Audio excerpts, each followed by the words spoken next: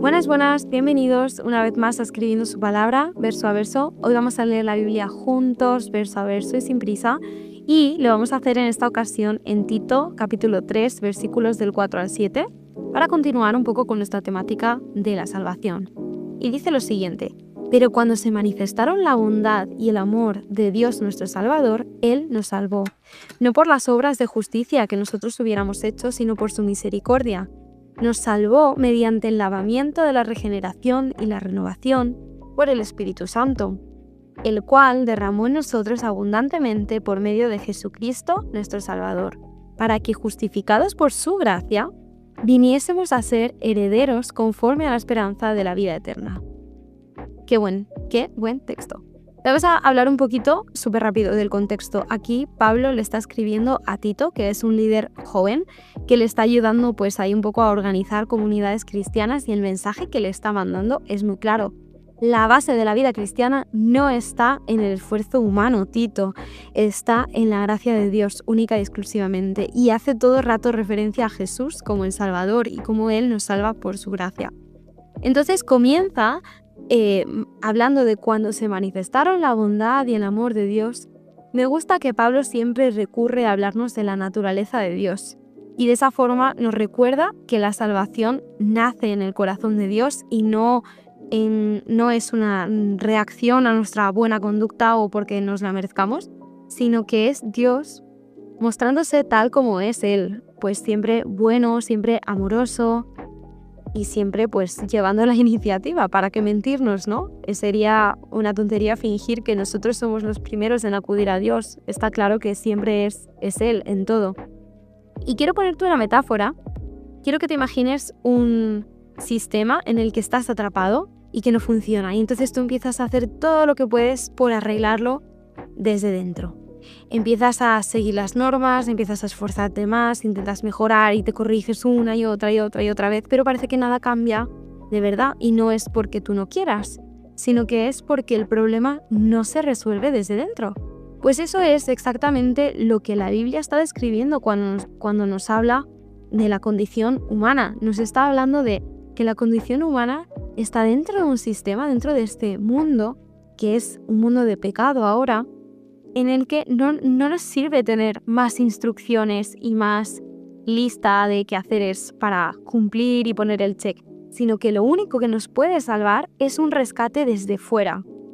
Y entonces ahí Pablo nos habla de que justamente ese sistema no se salva por las obras de justicia que nosotros pudiéramos haber hecho. Pablo es muy claro y nos deja pues muy claro, perdón por repetir la palabra, que la salvación no llega porque por fin hemos hecho esto bien, o llega porque hemos alcanzado finalmente ese nivel moral elevado y suficiente, y tampoco llega porque nos portemos mejor que el de al lado, sino que la salvación no depende de nuestras obras, depende solamente de ese rescate externo. De hecho, si la salvación dependiera de nuestras obras, viviríamos en una constante comparación con el otro, e incluso también podríamos vivir en la culpa cuando no consigo hacerlo todo perfecto.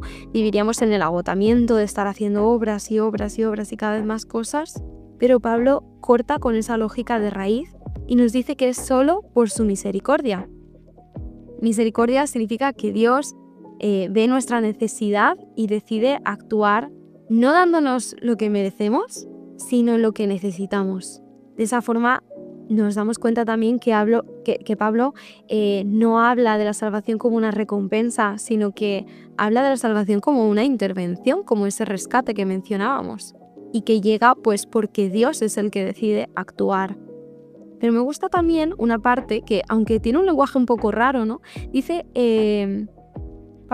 dice: nos salvó mediante el lavamiento de la regeneración y la renovación por el Espíritu Santo, el cual derramó en nosotros abundantemente.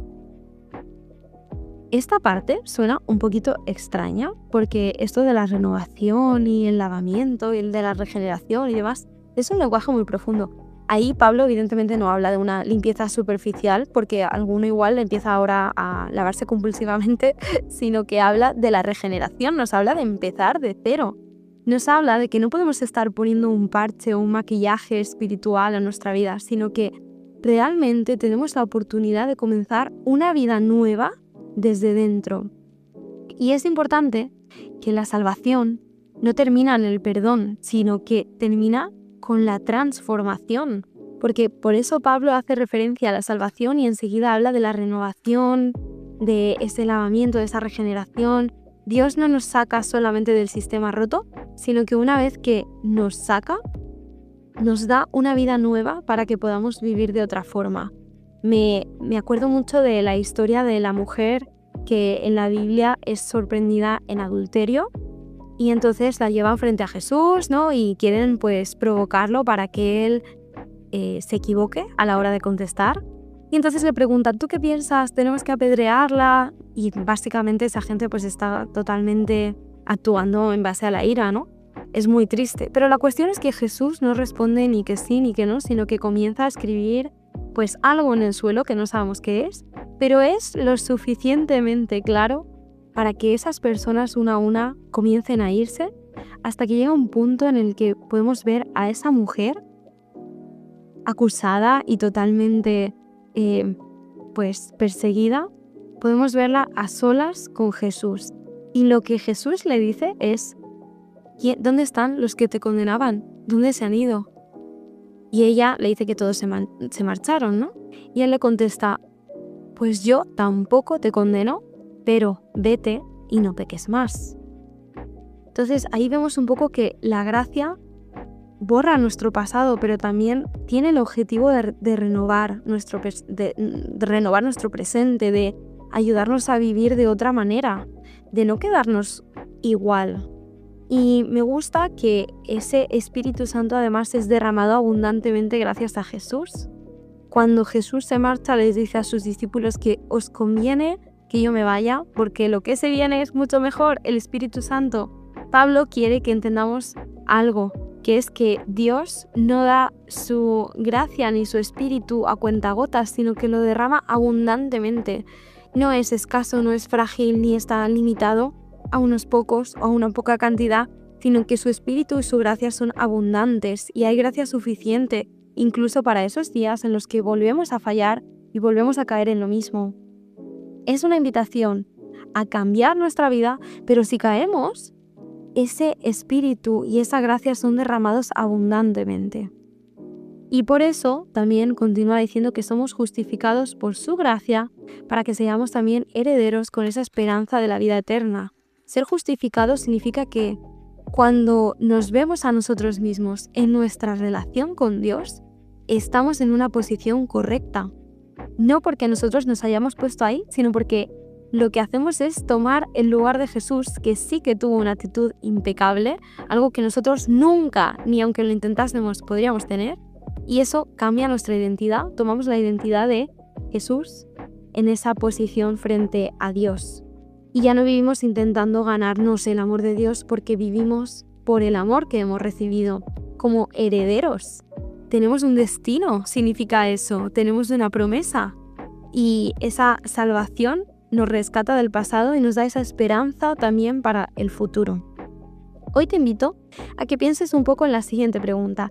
¿Qué áreas de tu vida sigues intentando arreglar por tus propias fuerzas? ¿Cómo cambiaría ese área de tu vida si tú la vivieras desde la gracia y no desde la autoexigencia? Piénsalo, porque a veces el paso más espiritual es dejar de intentar salvarte a ti mismo y entregarle eso a Dios. Te dejo para que esta palabra te acompañe hoy, que descanses en la gracia que te salva y que sigue obrando para ti, y que vivas, pues no desde el esfuerzo de merecértelo, sino desde la libertad de saber que has sido rescatado ya. Nos encontramos mañana con otro verso a verso.